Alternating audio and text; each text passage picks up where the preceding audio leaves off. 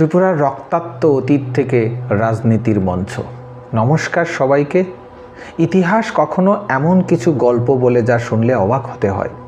ভাবুন তো, যদি কোনো মানুষের হাতে নিরীহ মানুষের রক্ত লেগে থাকে, পুরুষ, নারী, শিশু, এমনকি নবজাতকেরও, যদি সেই মানুষটি কোনো সময়ে গ্রাম আক্রমণ করে, মানুষকে অপহরণ করে, বন্দি করে, হত্যা করে, বছরের পর বছর আতঙ্ক সৃষ্টি করে, তাহলে সাধারণভাবে আমরা কি আশা করি?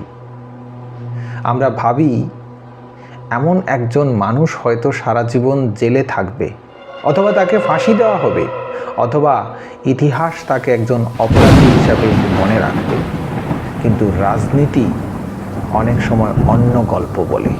ত্রিপুরার ইতিহাসে এমন এক বাস্তবতা দেখা গেছে, যেখানে অনেক সময় সশস্ত্র আন্দোলনের নেতারা পরে রাজনীতির মূলধারায় প্রবেশ করে নিজেদেরকে করে তুলেছেন মন্ত্রী, কেউ হয়েছেন বিধায়ক, আবার কেউ হয়েছেন সরকারি কর্পোরেশনের চেয়ারম্যান।